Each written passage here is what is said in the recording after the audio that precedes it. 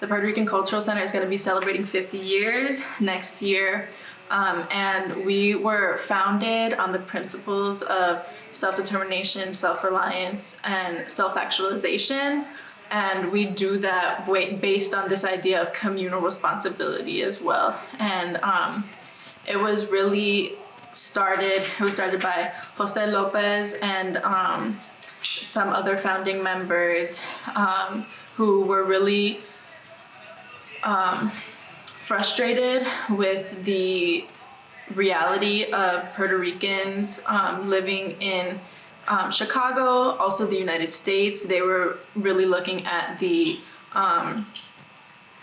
colonial reality, colonization, and the colonial relationship between the U.S. and Puerto Rico. And so they started as a grassroots community organizing group and have grown into a major community organization that has 15 programs, all based in Humboldt Park on Paseo Boricua. We're in one of them right now, which is the Humboldt Park Youth Employment and Empowerment Center. I was born and raised in Humboldt Park. I live in the same building that my mother was born in, so I have very deep roots in Humboldt Park. My grandparents that live on the first floor, or the third floor. My uncle lives on the first floor. I live with my family on the second floor, and that's how it's been my whole life and their life.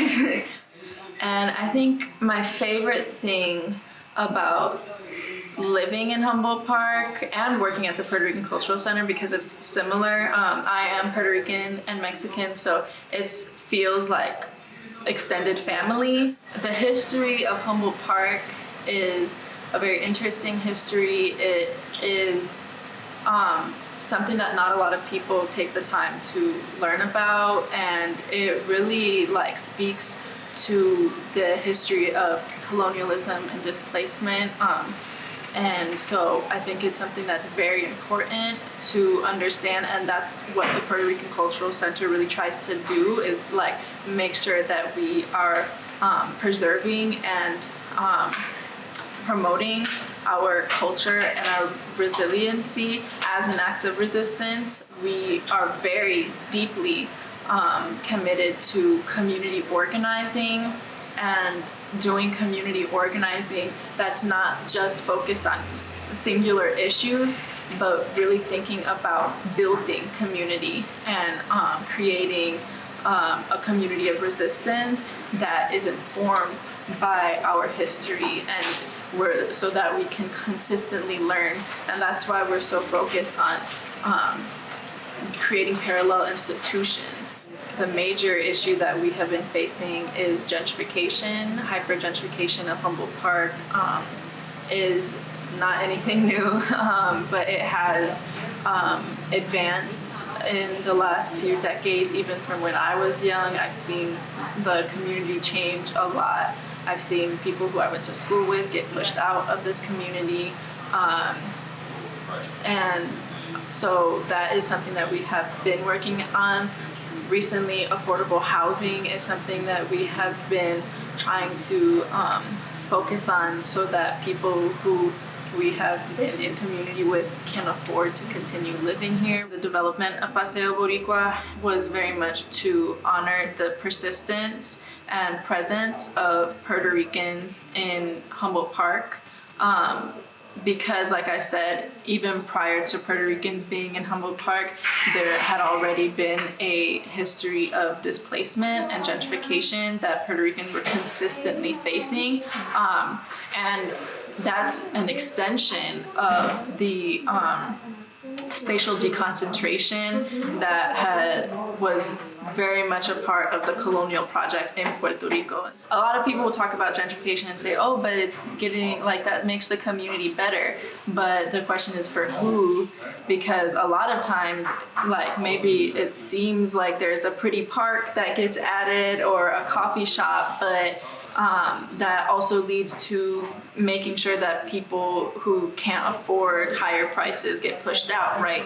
And so the reason why we really wanted to create Paseo Boricua was to ensure that people, long-term residents who have been here and faced all types of trials and tribulations, can be able to stay here, are honored in their history, affirmed in their culture, and get the resources that are hopefully going to come with a designation of a cultural empowerment district, so that we can support local economies and build a local economy, so that we can promote autonomy and community building in a way that is directly in contrast to colonialism and colonial violence.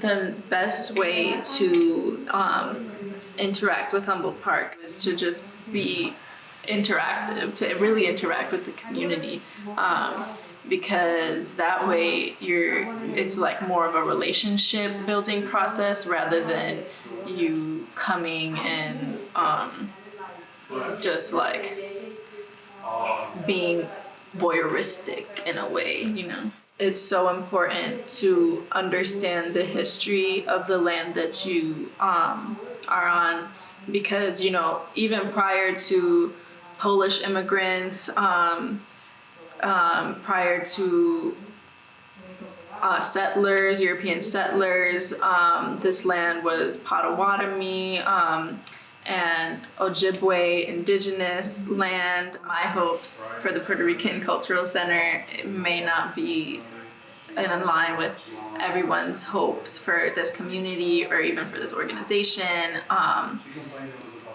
even if you're Puerto Rican or if you're not.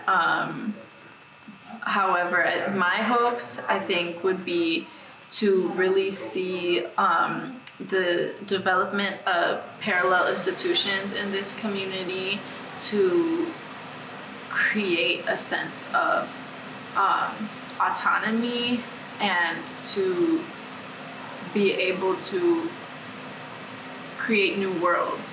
I think that is, to me, how I see the final stage of what our vision of community organizing is at the Puerto Rican Cultural Center.